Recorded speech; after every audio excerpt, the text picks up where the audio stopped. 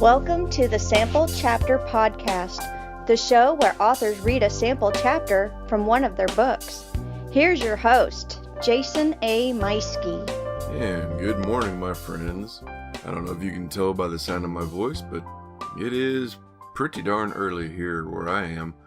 Had a late night, needed to get up early the next morning so I could work on this. Got a big day ahead of myself, and so, yeah. If I'm going to spend time with you, I need to get up early for it, but you're worth it. This is the Sample Chapter Podcast, episode 36, and welcome. Let me take a drink of this coffee. All right. Oh, my goodness. So how are you all doing? Thank you so much for tuning back in week after week and coming back. Thank you for all the new subscribers out there. You guys are awesome. Obviously, you have great taste. If you are listening and you are a subscriber, I want to thank you so much. If you're not a subscriber, please take a moment wherever it is you're listening to this, whether that's iTunes, Stitcher, Google Play, and hit that subscribe button.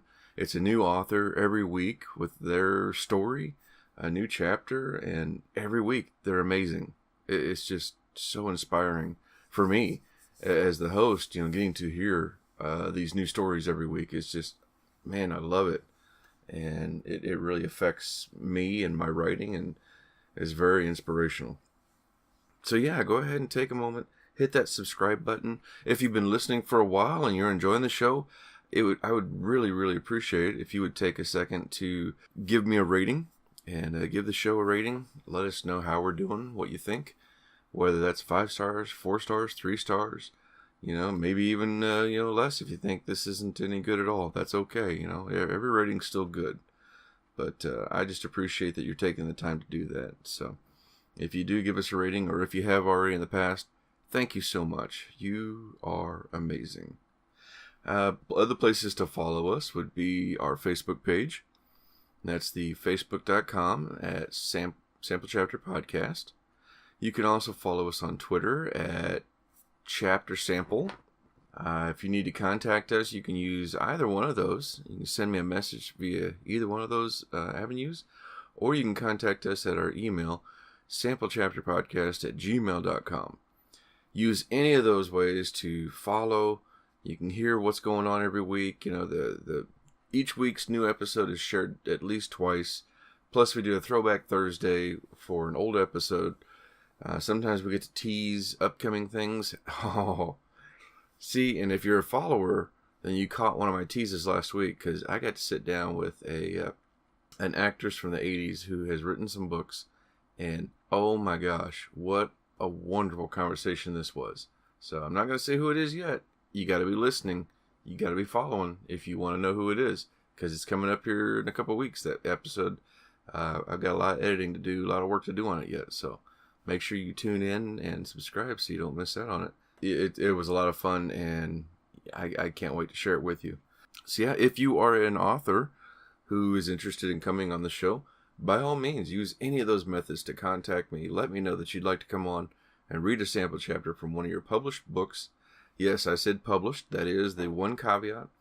The idea here is we're going to try and get a sample chapter out in front of new listeners, potential new readers. And so that book needs to be published that way. Once they hear it and they like it, they can go ahead and buy your book. That's the hope anyway. I hope that's what everybody's liking. I know I'm buying a lot of books because of this show. So hopefully you are too. Hopefully the authors who have come on this show are finding value in it. I know I'm finding value just in getting a chance to talk to them, because everybody who's been on the show so far has been absolutely fantastic to talk to, and I can't wait to, hopefully meet them in person one day. Have a cup of coffee with them, like I'm about to do right now. Oh gosh, it's early. I love my hot coffee. All right, well, I suppose I should go ahead and reach out, say thank you so much to our sponsors. Number one on my list and in my heart, U-Store All of Warrensburg, Missouri. If you are looking for self-storage, whether that's conventional, non-climate control, or climate control, look no further than U-Store All out of Warrensburg, Missouri. They have 2 locations, brand new climate control buildings going up at one of those I mean, this place has got it going on. More than 40 cameras recording 24 hours a day. New cameras going up with the new buildings. Everything's fenced in. It's gated access, so you get your own private gate code that is never reissued. So this is your code for life. These people have got a fantastic facility. So make sure you check them out online. You can follow them also on Facebook at Ustorall, which is the letter U, STORALL, on Facebook.com. Or you can also follow them on their website at ustorall.net. Check it out. I also want to say thank you for Podcast Garden being our host site for this show and many others like us. If you're looking for other fun shows, check out their list. They have, like I said, there's a big, wide collection of other shows on there that you can pick from: comedy, literature, arts, TV, film. I mean, the list goes on and on and on and on. They have, I think, maybe 12, 15 different categories. And I'm probably lowballing that just so I'm not saying wrong. And if you're also interested in starting your own podcast, this is the place to check it out, because you can do that first month for free. Podcast Garden, head on over there and sign up today. So happy October. Yeah. By the time this episode comes out, it is early October. Today, as of this episode dropping, would be October 2nd. Man, I can't believe it's already October. This is nuts, man. Seems like just yesterday it was September. Stupid, right? The year's just flying by, isn't it? But, the good thing is I still got, I got a little supply here of my Halloween mellow cream pumpkins, and I'm going to try to stay away from them this morning. They go pretty good with coffee. I'm not gonna lie, but I'm gonna try not to have one right now. Maybe I'll save it for a reward later on if I get a little bit of writing done. Writing's been a little bit slower lately. Just had a lot of work to do in the day jobs and in my evening job that I work.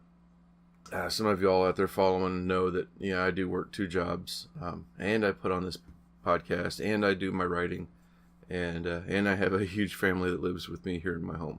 So the result of that means I get a lot of early mornings like this, and a lot of times this is my chance to do some writing, but I wanted to get this out of the way so that I could open up the rest of the week for some writing. I am getting ready for NaNoWriMo. I did, actually though, last week I did get a couple chapters written on my new book. I'm calling it a retro sci-fi alien invasion story, because it takes place in the 80s, so there's lots of that kind of vibe going on. I had a lot of fun with it, and I guess I've been doing all right with it last week. Not as much as I wanted to, but still good to have some done. But I am also getting ready for NaNoWriMo, looking to start on a new story. Just looking for motivation in every way, of every facet of life. Well, today's author is Janelle Samara. She is a Kansas City native. She was at the local Show Me Your Books KC convention. One of the many authors that were there, I got to follow along, and through the Facebook page, that's where I got to meet Janelle. She's a supernatural suspense and romance writer with an amazing series called the New Hope Trilogy, from Black Opal Books. It's a fantastic series. You're going to hear one of the chapters today from, I think it's book 2 in the collection. It's fantastic. It's such an amazing idea and a really cool story. I don't know. I'm not going to try and describe it because she's going to do that for you, and you're going to love it. On her website, she's got a fantastic food blog with recipes all the time. Her latest one is sugar cookies and snickerdoodles. This is her newest one that came out after I interviewed her. Previous to that, there was some banana bread muffins that I got to try out, and my kids loved it. The grandkids loved it. But the new recipe is about sugar cookies and snickerdoodles.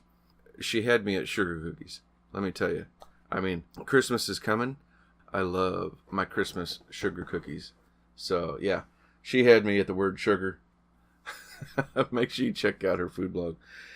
And follow her. It is JanelleSamara.com. That is JANELLESAMARA.com. That is her name. Make sure you follow her and check at the end of the show. We're going to have the links to all this and more. So I'm going to go ahead and, for now, get you on over to our interview with Janelle Samara.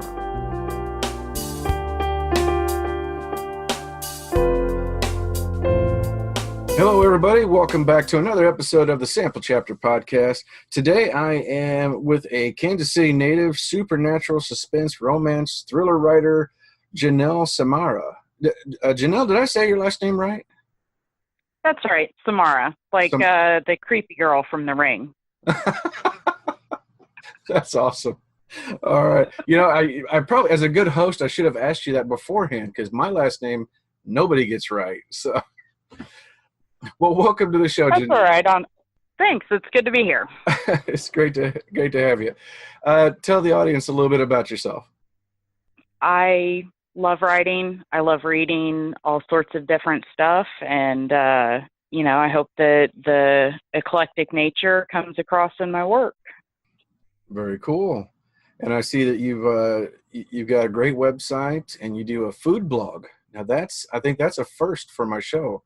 Tell us a little bit about your... Yeah. Well, I graduated culinary school and I love writing, so I figured what better way to combine the two than to write about food and books. So every week I'll post either a recipe or, something fun that I made or a book review. Very cool. And that's on your website? What's the website? JanelleSamara.com. Nice and simple.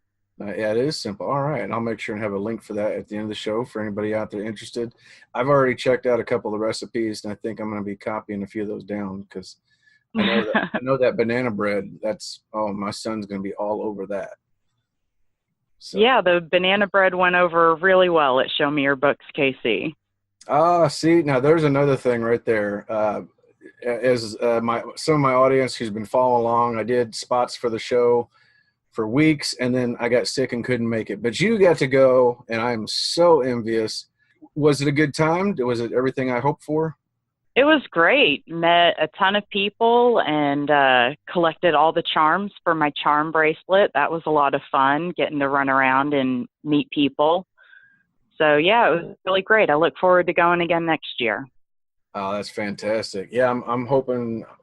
I was letting the leaders know that I hope to be a full participant next year, and we'll see if they need to get a bigger venue or something. I hear it was quite packed. It was a lot of fun. Yeah, it was pretty popular. That's great. So now you decided to do some blog writing with that, and then what got you into novels? I was just writing for fun. I wanted to write a book that contained elements that I wanted to read, and I was just kind of trading manuscripts back and forth with a friend. She happened to get published and encouraged me to submit my novel to her publishing house, and I did. They asked for a few changes. I wound up rewriting about a third of my first novel to achieve those changes, and they liked it and accepted me as an author and offered me a contract. Fantastic. So it wasn't even really planned. It just kind of happened, but it's been a lot of fun. I'm really glad I did it. Yeah. I mean, that's awesome. I mean, one day you're writing blogs and the next day you got a contract and, I'm a published author. Yeah. That's really cool. So far you've got 2 books out, and this is the New Hope trilogy. Yep. So I'm working on the 3rd, hoping to have it out sometime next year, but that depends on me getting it finished. I've just got a little bit left and then turning it into my publisher and waiting for edits. Fantastic. Well, now tell us a little bit about this series. What's the genesis or the idea behind, or the story behind this? Well, basically it's a Native American woman sprouts wings and gets told that she's supposed to save her people, but she has no idea how. So she tries to bring in someone stronger and faster than she is, a vampire, and her people don't want that either. So they try and get him to leave. And most of the first book is just her trying to forge her own path, make her own way, and do what she believes is right instead of what everyone else is telling her is right. Okay. Well, that sounds fascinating. Now, what was the inspiration behind this? I just wanted to combine different elements. I liked, I've read vampire books most of my life, and so I wanted to have vampires in my book. I've always been very interested in Native American culture and history, and so I just kind of took bits and pieces of what I remembered and then filled in the rest with made-up stuff to make it fit what I needed the novel to be. And, then just kind of taking my own view on religious mythologies of angels and demons and putting my own twist on it, because she's not a member of a monotheistic religion, so it would be a little odd that she's an angel. So I just wanted to write something that I wanted to read, and apparently other people want to read it too, because it's still selling. Yeah, well, that's awesome. Yeah, it looks like it's doing fantastic. And I was checking out on Amazon. I mean, you got quite a few reviews already. You're doing fantastic. Yeah, for someone who doesn't really do a lot of advertising, it makes me feel good that people are still buying my book and still reading it, even though this is my first interview. I haven't done a lot of interviews, haven't placed any ads or anything, but people are still picking up my book and they're still reading it. So that says a lot to me. Yeah, well, it's fantastic. I didn't realize I was your first interview. Yeah. Oh, I'm so honored. This is awesome. Well, now the pressure's on me. I gotta do everything I can here. I'm gonna make sure I'm pumped up. So, well, so now, how long do you think? We were talking before. You got your day job.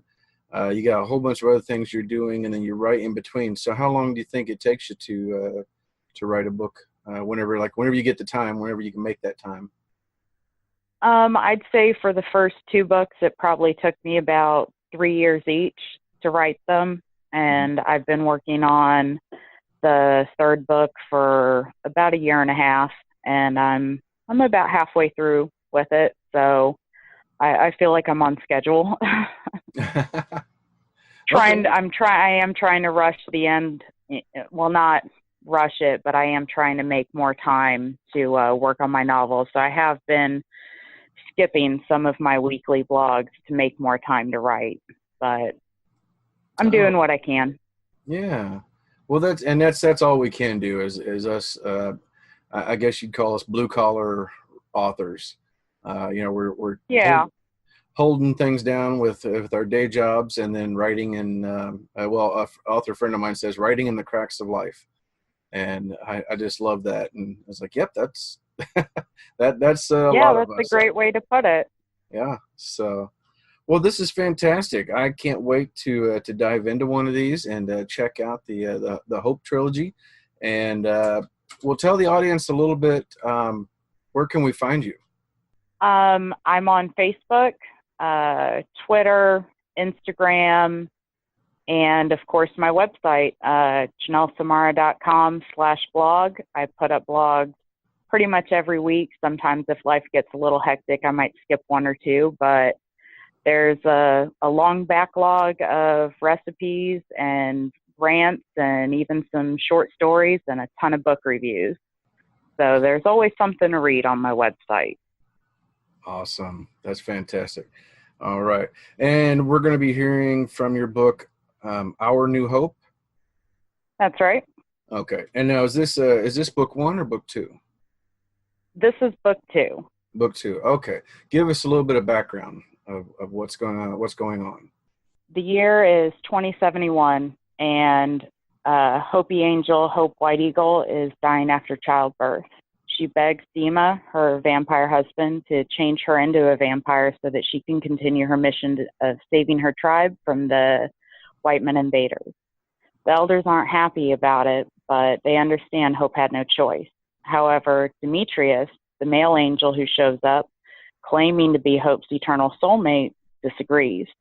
He tries to take her away from her family and change her into his type of immortal form, instead of letting her remain a vampire. Hope fears she'll lose her love for and connection to her family, so she refuses again and again.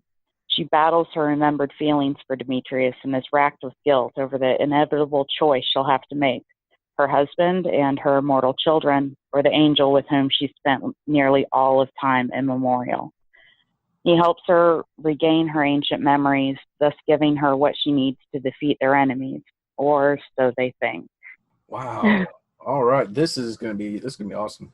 I'm gonna pull up my tea and get myself a little cigar and enjoy this. This is gonna be good, I can tell. So Janelle, thank you so much for coming on. This has been great, and I look forward to getting together with you sometime, since we're both here in Missouri. Well, ladies and gentlemen, I'm very happy to introduce you to Janelle Samara with her book, Our New Hope. Thanks. Chapter 1. The 3 Russian vampires stood over me while I bled out onto the concrete patio. I could feel the grit pressing into my palms and heels as I writhed in pain. The pool of sticky blood reached my wings and soaked into my feathers, making them heavier than usual. Or maybe it was merely the loss of blood that made them feel heavy. Some distant part of my brain wondered if the vampires would find it easier to clean up my blood with their tongues instead of soap and water. My son, Alexander, covered his face with his hands and knelt near my head. "She's going to die," he whispered. "No, she won't, Alex. I promise I won't let her die," Dima assured him. He checked me again to see if I was healing yet. My husband growled in anger when he saw what I could already feel. I was still bleeding all over the pavement. "What do we do?" my daughter, Alexandra, cried. She also fell to her knees beside me. Part of me almost found it amusing that my son's twin mirrored his pose on the other side of my torso. It seemed like they were always doing similar things without even realizing it. "It's not working. Our blood isn't healing her," she sobbed in her tearless way, while her hands fluttered uselessly over my broken body. "I've consumed too much of your blood too many times," I muttered. I felt myself weakening more and more with every moment that passed. My wings had started to grow numb as they lay sprawled out awkwardly beneath me. I sighed. She was so strong because I've grown stronger. Yes, my 7th and final angel-vampire hybrid child was by far the strongest of them all. She'd broken my spine, shattered my pelvis, and crushed my tailbone while I'd pushed her out, still encased in the amniotic sac. The 3 vampires, my family from a previous incarnation, stared at me in shock for a moment while I gathered the rest of my strength to speak my last words as immortal. "It's time, Dima. You must change me, or I'll die." My eyes slid closed, and I heard him heave a despondent sigh. He'd been dreading this day and knew that my tribal elders would be upset with him for changing me into a blood drinker. He tore open his wrist and proceeded to wipe his blood onto the wounds I had received from giving birth. I felt the change start to happen almost instantly. It was shockingly easy and caused me no additional pain. It was actually quite soothing when I felt the agony subside. My broken bones went numb for several moments before they started to knit together. But while I was in the middle of changing from a mortal angel into an angel who would drink blood and live forever, I was also gripped by a powerful vision. It was terrifying because it was unlike any prophecy I'd ever seen before.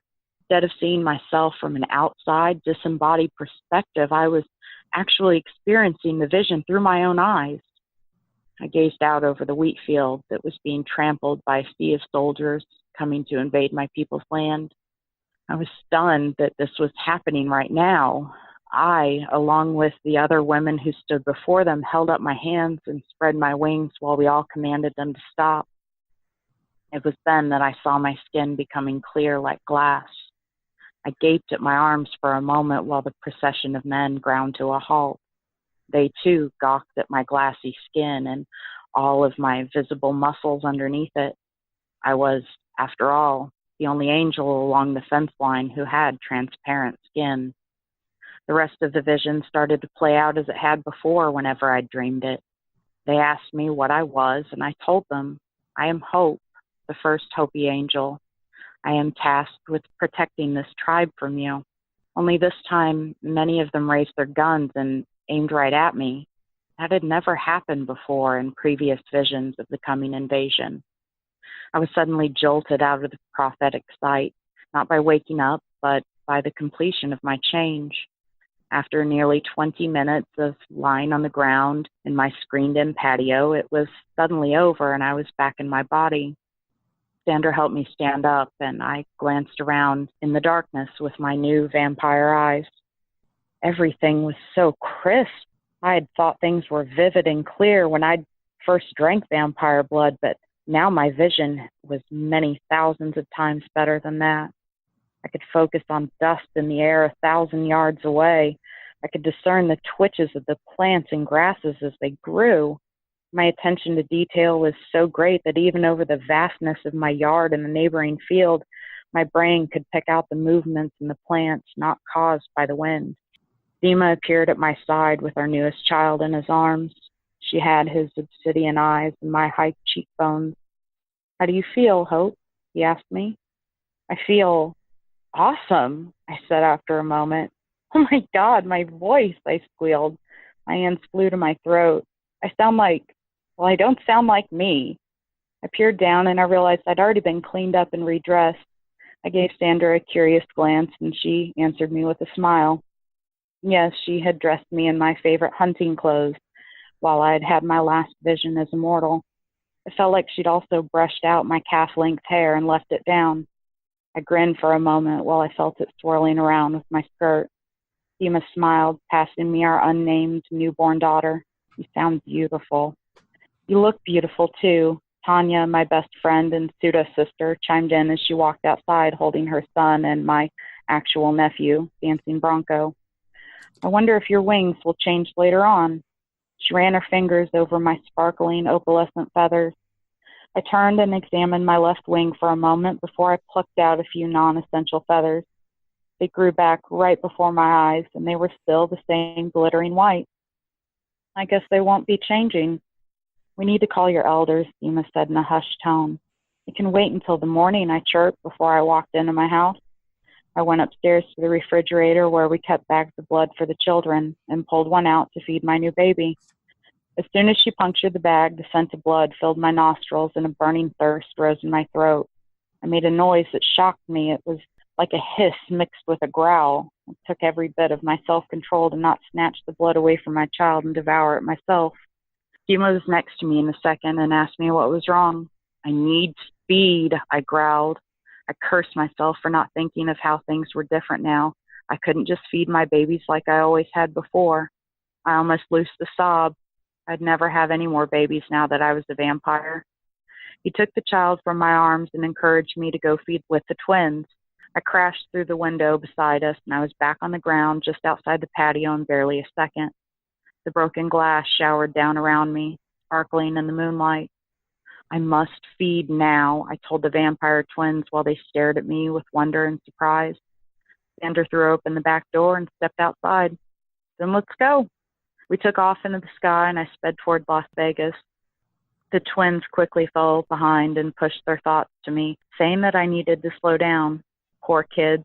They could only fly about 200 miles an hour, but bless their hearts for always wanting to try and keep up with my over 600 miles an hour. Can't, I replied mentally. I cannot escape this thirst. But we need to talk about your vision, Sandra thought toward me. It was different. Where were the shapeshifters? Why weren't the vampires there? Why did the soldiers point their guns at you once you'd said your name? And all of the other times that you dreamed that vision, it was only because more winged women and warriors were joining you. Why is it different now? Why will the soldiers fight you and not join you? My sweet, wonderful daughter, I said inside my mind, pumping my wings with every bit of my new strength. Can't you see? It's because of my skin. It's because I'm a vampire now. That's what has changed. because now they will certainly want to exterminate me.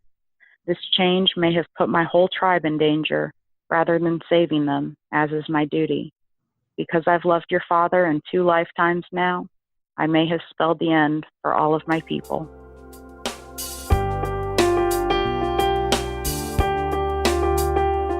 And that was Janelle Samara reading from the New Hope trilogy, Book 2, Our New Hope.